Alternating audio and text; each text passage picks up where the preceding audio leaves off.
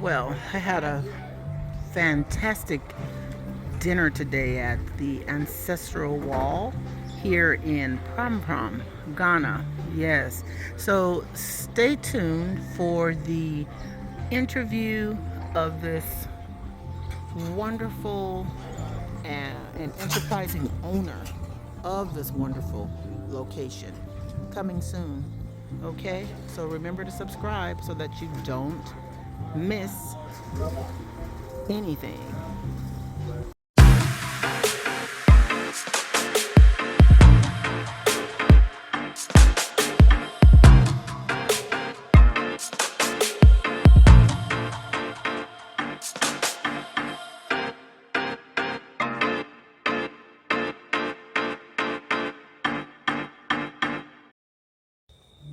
Okay, so we're here back at the Ancestral Wall, and Yolanda is consuming her wonderful meal that I'm about to, the best chicken, and definitely best chicken in Ningo Prampram, probably in Ghana, I don't know.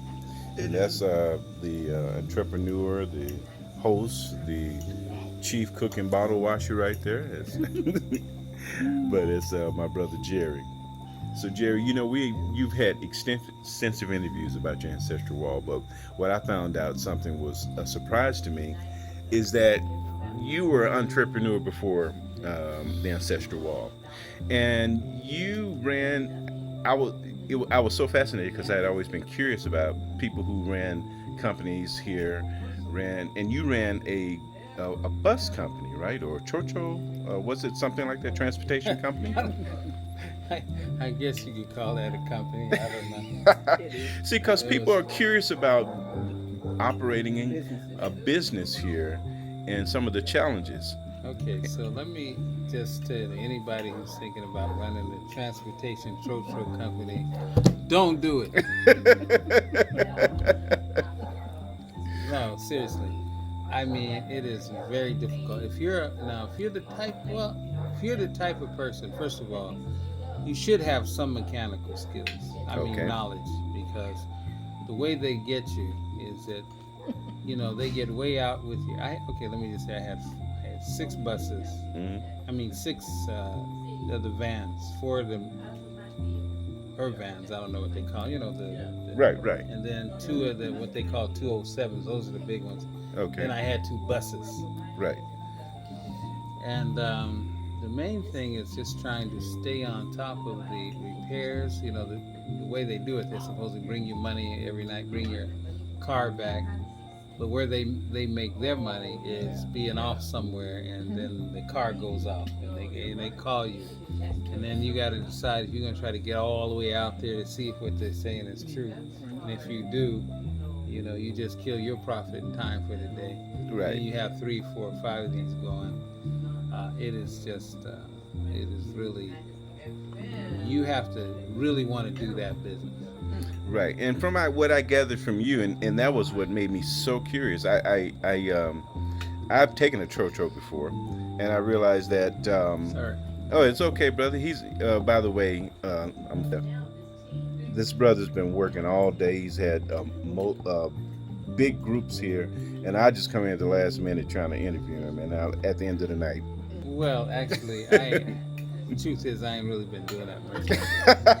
But thank you anyway. Man. I like folks to think I'm working hard. But anyway, it's just a tough business. So there are the type of people, you have to ask yourself, what type of person are you? If you want a bird dog drivers, bird dog mechanics, because they're all in cahoots. And there are guys who do that. I mean, as soon as there's something's out of line, whoop, they're there, and then they have their own mechanics, and then they're firing mechanics left. They're just on it all day long. So they went deep into it, whereas they only have the trucks. They also run in sort of a mechanics company as well. Well, they're not running a mechanics company, but the mechanics are the ones that kill you, or you think they're killing you. Sometimes, if you don't know something about these vehicles, really something small is wrong with your vehicle, or nothing at all, and they'll be out somewhere saying, the chassis just cracked or something. Right. Like, what? Yeah, I need some money, or they bring it. I don't know. It's just always some kind of flim flam going on. But if you are the type, and there are those type who are just hard nosed on the case, that's what I do. Maybe GPS trackers on them, and you're just on the case daily. You can do it. Okay. People can do it. It's doable. But if you have any other interests, that's really a hard thing to do. Now If you're here a long time, you really got to know that. Like me, I've been here a long time. I probably could be more successful with it now. Oh, so you were traveling back and forth I when was you had it. traveling back and forth, and still kind of, kind of had a little bit of this trust going on too. Okay. And also, some of it is just sheer, I don't know if you call it laziness, but inconvenience. You're home doing one thing, and then somebody calls you, and they're making a calculation that you're not going to feel like getting up and going all the way across to wherever this problem is. So anything can be going on. And or they'll do something and say they fix it themselves with the money they had, therefore they can't bring no money for the next 2-3 days. I mean, it's all, these guys are masters. So that's a very, very tough business. But I'm not saying it's not doable. But Right. You gotta know you one of these on top of it. Don't miss a beat. Hammer it all of the time. And, one of those kind of guys. Right. Now, so one of the things is that you shared with me is that you said that you could actually can make some money at it. So even though even with all of the obstacles, you still could. You can. Okay. You can. I mean, you can make some money. It's just that it just depends. I mean, on how you want to spend your time. I mean, Okay. And then you got to invest in the vehicles. Did you that's buy them here or did you bring them from the No, States? I bought everything here. Okay. So you have to invest in the vehicles, and you have to maintain the vehicles, and you have to, and you just have to be on the case all of the time. And then accidents. I had one bus had an accident way up deep into the Volta region, and the guy who hit my bus was another guy driving the bus. Turns out he didn't have a license. So he shouldn't have been out that late at night. He was trying to make an extra run in the middle of the night to make some money before his boss knew, where the car was. They do that stuff all the time. He hit my car. It was open and shut case, but there was passengers in our car. Fortunately, nobody was hurt, but they tore the car up, and the guy was guilty. No license, no insurance, no, in whatever big van he was driving. Right. And I went back and forth up there, and I mean, every time I go to the police up there, it's 2 hours or 2.5 hours to get out there, and they delay you and they're tossing you around, and they know eventually you're gonna get tired. And so it's all this inside, who knows who, these people, you know what I mean? And you coming from the U.S., they're gonna wear you out. Right. So, and you had to obviously have to have insurance. And if someone actually gets hurt, does that insurance cover that, or is there a way they deal with that? Oh no, the insurance is just like, it's insurance. I mean, you got liability and comprehensive and whatever the case is. So it's insurance. Okay. You pay insurance, but even the art of settling is not like here was it's total blah blah blah, and that's the end. Here, even settling your insurance thing is something, man. It's really something. Now, let me ask you a quick. Oh, you had a thought, but let me ask you this question real quick, because I was looking at a similar business, and tell me, does it work the same? When I look at the taxis, does that operate the same way? Like someone buy a fleet of vehicles and then they set out drivers? Is that sort of the same business model? Same problem. Okay. Anytime you have drivers and vehicles and you're not riding around with them, you got a problem. Okay. But if you're riding around with them, what was the point, right? Yeah. That is true. You might as well drive it yourself and cut out that. Then you know you ain't gonna make the kind of money you can make doing something you know about.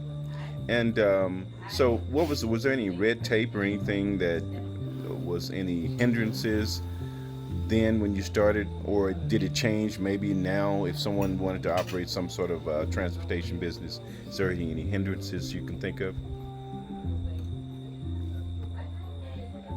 I really really don't know. Now we're talking, 2008, 9, 2000.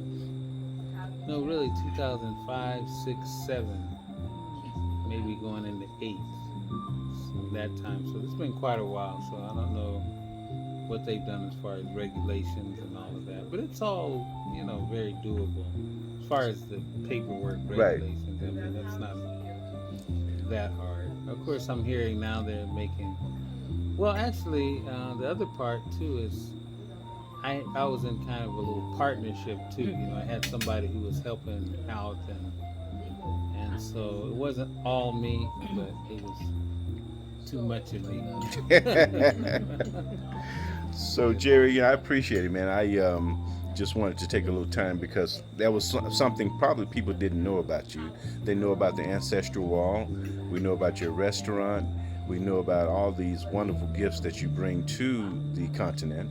But that was one, a sneaky one that you snuck, and I was so curious about it. I was just fascinated with it.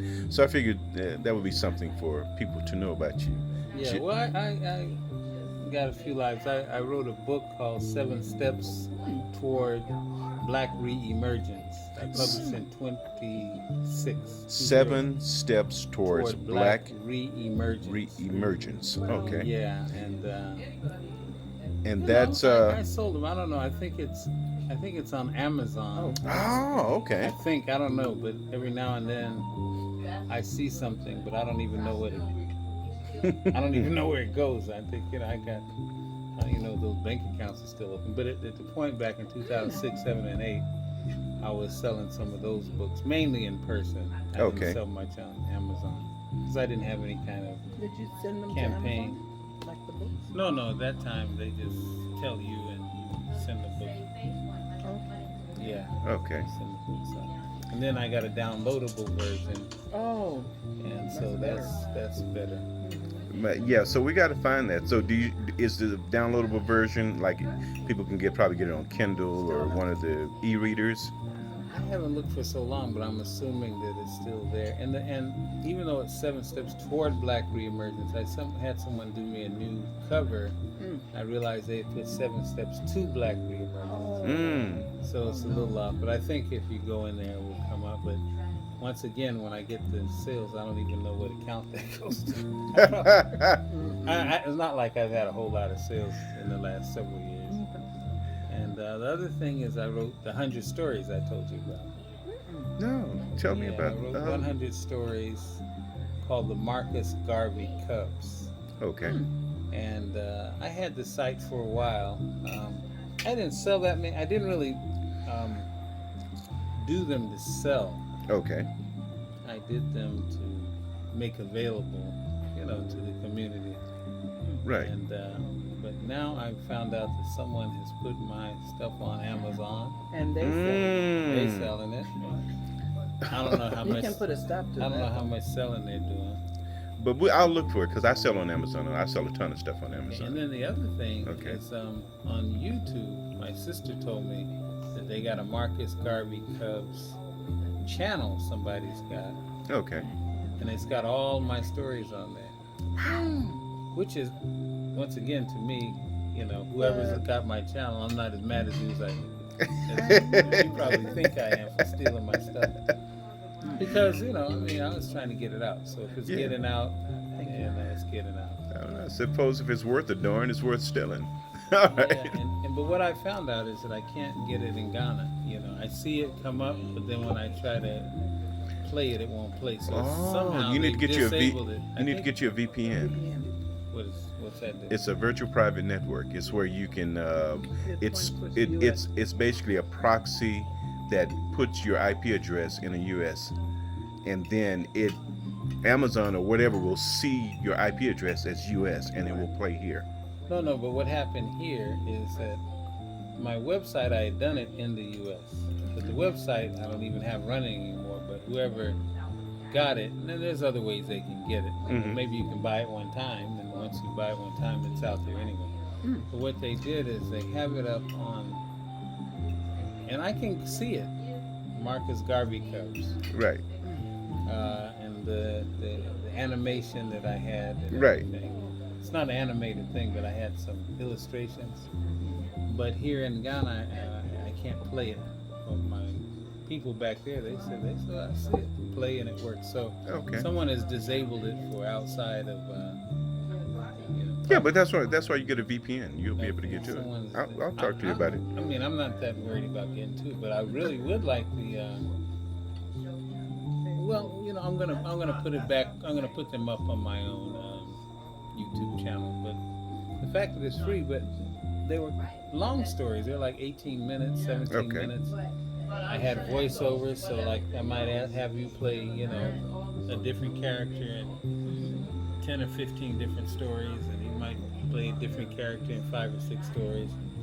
I did most of the recording at Legon in Ghana. The fine arts people who do that kind of stuff. Okay. Paid them. So the idea was to get some stories with some African, with some, just black and African themes. Garvey Cubs, they go back in time with their spaceship, and then they have all these adventures. So if you have a VPN now? Yes. yeah, I'll tell you about it in just a second. Okay, because I was saying you can I'm probably not- watch it from here. Oh, okay. Yeah, or So hear yeah, actually it's on my laptop, but I'll let you know. I'll they're look audio for it. stories. They're audio Right. stories. I'll look for it. And one final question, Jerry.